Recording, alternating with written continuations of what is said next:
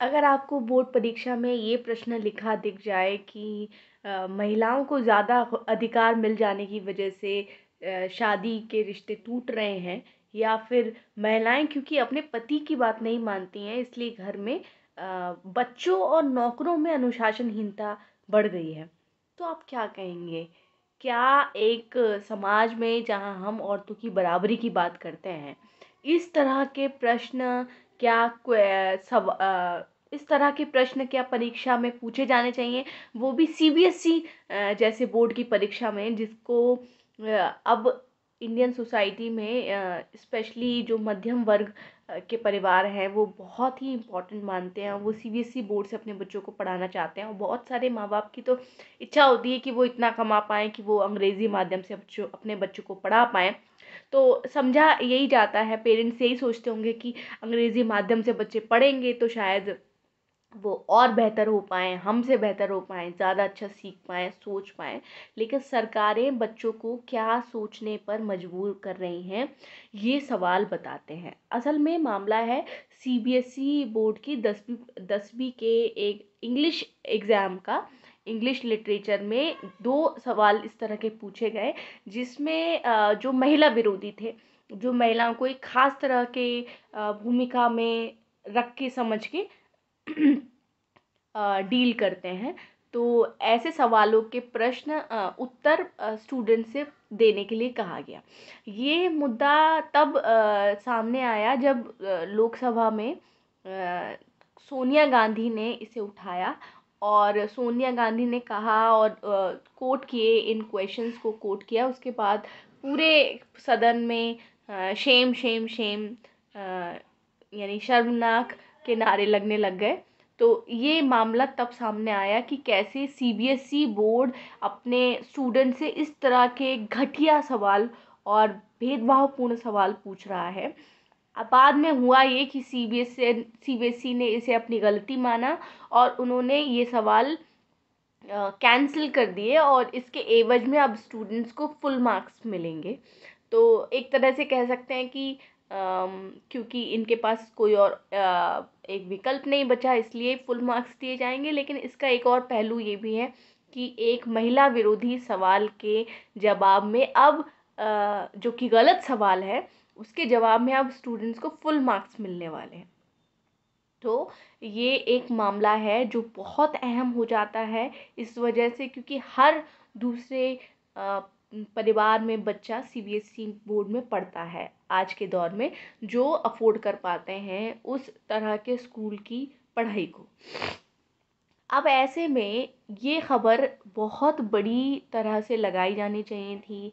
इसका स्पेस, इसका प्लेसमेंट बहुत ही बेहतर होना चाहिए था, ताकि पेरेंट्स ये मुद्दे को समझ पाएँ और वो समझ पाएँ कि कैसे बोर्ड भी जो है वो राजनीति कर रहे हैं। और बाद में वो मान लेते हैं कि नहीं, ये हमारे दिशा निर्देश के मुताबिक ये सवाल नहीं थे और हमने इसे सब्जेक्ट कमेटी में भेजा और अब हम इसे निरस्त कर रहे हैं। तो ये तो एक सरकारी प्रक्रिया है। लेकिन ये अखबारों ने ऐसे कैसे प्लेस किया, इस पर हम आज बात करेंगे आज के अखबार में। मैं हूँ शिवांगी और आज हम 14 दिसंबर के अखबारों की बात कर रहे हैं। इस अखबार में लगभग सभी ने इस खबर को पेज 1 पे लिया, लेकिन बहुत छोटा।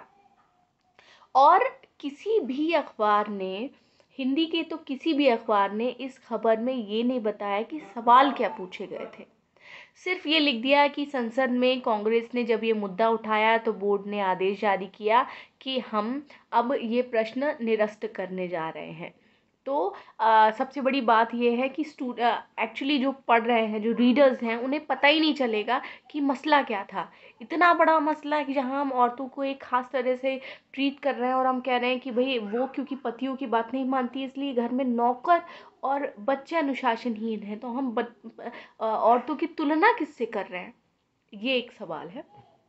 ये आज का फॉल्ट है कि आज ये खबर किसी भी अखबार में नहीं दिखती है। इसके अलावा हम बात करेंगे कल काशी विश्वनाथ कॉरिडोर के का फर्स्ट फेज़ का एक तरह से लोकार्पण हुआ है, यानी एक हिस्सा खोल दिया गया या जनता के लिए समर्पित कर दिया गया। लेकिन जो ये प्रोजेक्ट है उसमें ध्यान देने की बात ये है कि सिर्फ एक फ़ेज़ का लोकार्पण हुआ है, ये पूरा प्रोजेक्ट अभी बन के तैयार नहीं हुआ है। उसके बावजूद ये कल जो जिसे मीडिया इवेंट इसे बनाया गया और जिस तरह से मीडिया इवेंट बनाया गया, ऐसा लगता है कि कोई बहुत भारी भरकम चीज़ हो गई है।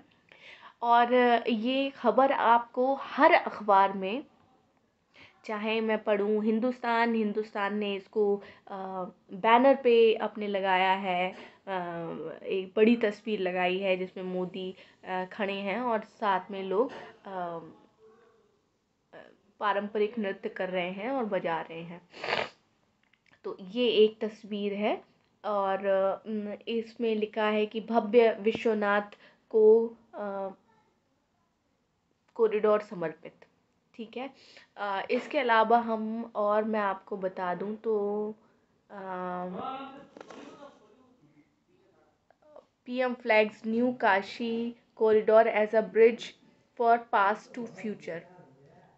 ठीक है। तो क्योंकि इसका मतलब ये है कि इतिहास को वर्तमान और भविष्य से जोड़ने वाला एक ब्रिज पीएम ने उसका इनॉग्रेशन किया है, क्योंकि मोदी ने अपने भाषण में कहा कि ये इतिहास को नए तरह से देखने का और एक तरीका बनेगा ये कॉरिडोर।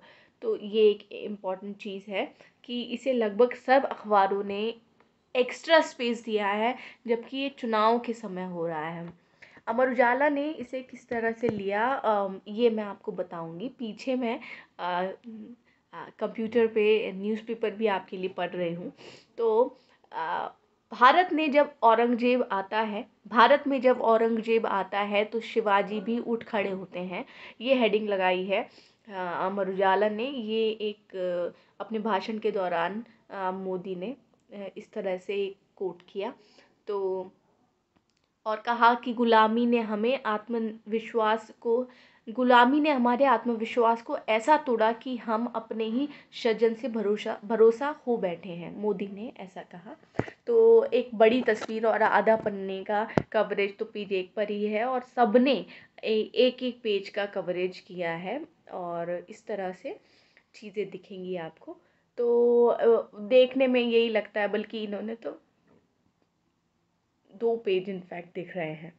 तो ये सब देखने में तो लगभग वही चीज़ें दिख रही हैं कि कितना बड़ा चुनाव के समय एक प्रधानमंत्री जिस तरह से भाषण दे रहे हैं और तमाम चीज़ें कर रहे हैं, लगातार यूपी में जाके छोटी बड़ी परियोजनाओं का लोकार्पण शिलान्यास कर रहे हैं। तो ये भी कुछ उस तरह की ही घटना थी, लेकिन इसको एक एक्स्ट्रा कवरेज मिला। उसका एक और रीज़न ये था कि 13 दिसंबर को जब ये इवेंट होनी थी, उस दिन केंद्र सरकार की तरफ से और यूपी गवर्नमेंट की तरफ से भी बहुत बड़े बड़े जैकेट जिसे हम कहते हैं, यानी कि जब आप अखबार खोलते हैं तो उसके दोनों तरफ जो एक विज्ञापन होती है, वो विज्ञापन, उस तरह के विज्ञापन हर अखबार में एक से विज्ञापन देखने को मिलते हैं। तो इससे पता चलता है कि कैसे विज्ञापन के ज़रिए मीडिया हाउसेस को एक तरह का दबाव बनाया जाता है। एक दिन आप विज्ञापन देते हैं और अगले दिन आप एक्सपेक्ट करते हैं कि हाँ, हमारे लिए बड़ी कवरेज होगी, और वो दिख रही है अखबारों में। तो ये एक दिखाता है कि हमें हमारे सामने किस तरह का परसेप्शन रखा जा रहा है, पर असलियत में वो क्या रहा होगा। और ये परसेप्शन ही है, क्योंकि ये अंततः आपको विज्ञापन के एवज में मिला है। एक और इम्पॉर्टेंट खबर कल थी कि हरनाज कौर इनका नाम है, हरनाज संधू इनका नाम है, और ये मिस यूनिवर्स बनी है और 2000 के बाद, यानी 21 साल के बाद भारत में लौटा है मिस यूनिवर्स का ताज। तो ये एक अहम खबर थी। यरूशलेम में ये प्रोग्राम हुआ और 21 साल की हैं हरनाज। तो लगभग सभी अखबारों ने इस खबर को इम्पोर्टेंस दी है। एक बहुत इम्पोर्टेंट खबर हुई कल श्रीनगर में, पुलिस की बस पर आतंकी हमला, 2 शहीद और 12 जवान घायल। ये एक संसद पर हमले की 20वीं वर्षी के दिन हुआ है। 13 दिसंबर को संसद पर हमला हुआ था साल 2000 में, और उसकी इनफैक्ट 2001 में, और उसकी 20वीं बरसी थी कल। उस मौके पर उस घटना से इसको जोड़ के देखा जा रहा है। और कल श्रीनगर में यानी कि 13 दिसंबर को श्रीनगर में ये पुलिस बस जा रही थी जिसमें बहुत से जवान मौजूद थे और उस पर इस तरह से गोलीबारी की गई और हमारे 2 जवान शहीद हो गए। तो ये दिखाता है कि हमारी गवर्नमेंट लगातार हमले हो रहे हैं, जिस तरह से यहाँ पर जम्मू कश्मीर में पुलिस बल पर या सेना पर। तो ये दिखाता है कि सिक्योरिटी और सुरक्षा और सतर्कता का स्तर क्या है, हम अपने ही पुलिस पर्सनल्स को कितना बचा पा रहे हैं। और इस मामले में फ़ारूक अब्दुल्ला ने एक कमेंट किया था, उन्होंने कहा था जहाँ पुलिस ही सेफ़ नहीं है वहाँ आम लोग कैसे मान लें कि वो सेफ़ हैं। तो ये इम्पॉर्टेंट चीज़ है। और तिकुनिया कांड पर इम्पॉर्टेंट चीज़ ये है कि अमर उजाला ने ये खबर कल के अखबार में ही दी है, 14 दिसंबर को ही दी है कि तिकुनिया कांड हत्या की सोची समझी साजिश, जिसे पुलिस बचा रही थी। एसआईटी जांच में सामने आई उसकी हकीकत, हादसे की धाराएं हटाई, हत्या की साजिश को धारा को जोड़ा।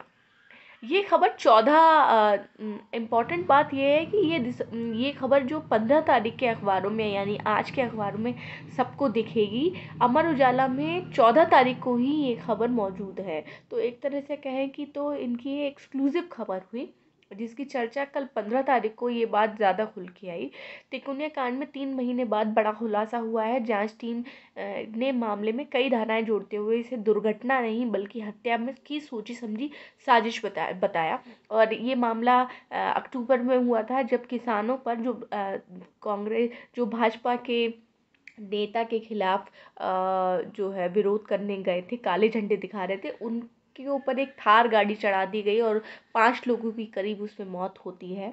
तो इस मामले में केंद्रीय गृह राज्य मंत्री जो है टेनी, उनका बेटा इसमें मेन अक्यूज्ड है। तो इस मामले में ये खुलासा हुआ है। यहाँ ध्यान देने की बात ये है कि ये जो एसआईटी है ये असल में सुप्रीम कोर्ट के सुप्रीम कोर्ट ने कुछ एक रिटायर्ड जज नियुक्त किए थे, उनकी निगरानी में ये एसआईटी काम कर रही थी।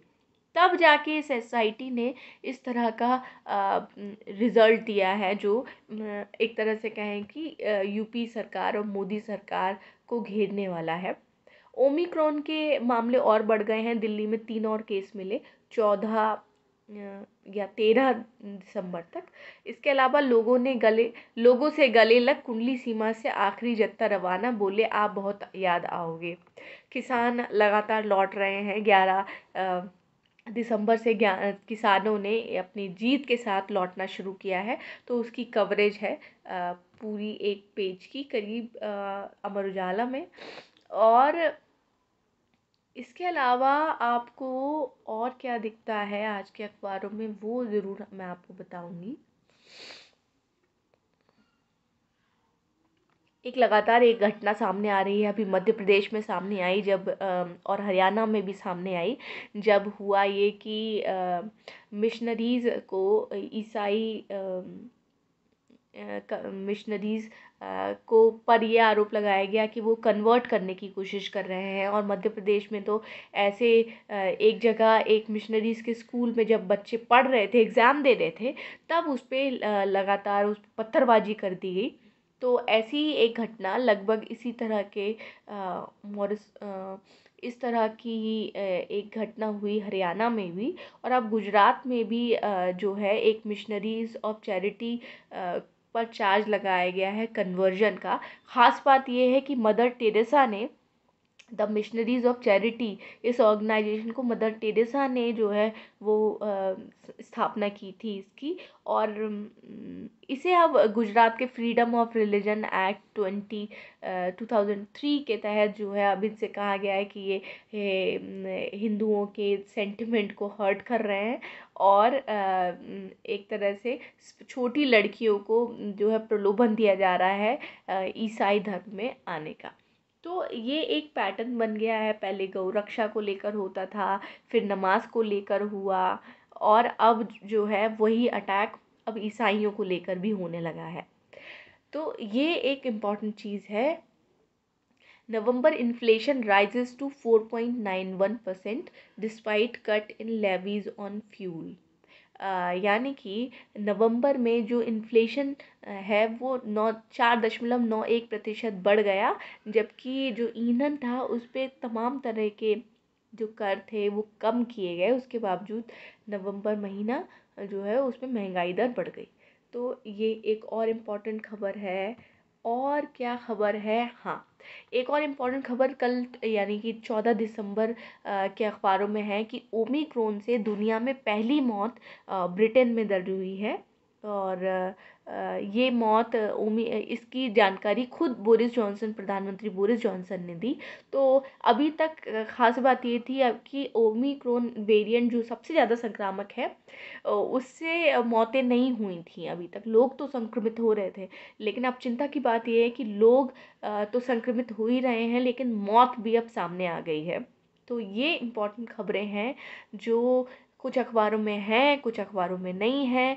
तो अखबार बहुत ध्यान से पढ़ने की चीज़ है, और अखबार की हर लिखी हुई चीज़ को क्रॉस चेक करने की भी ज़रूरत है। तो आप सबको, हम सबको बहुत केयरफुल रहने की ज़रूरत है।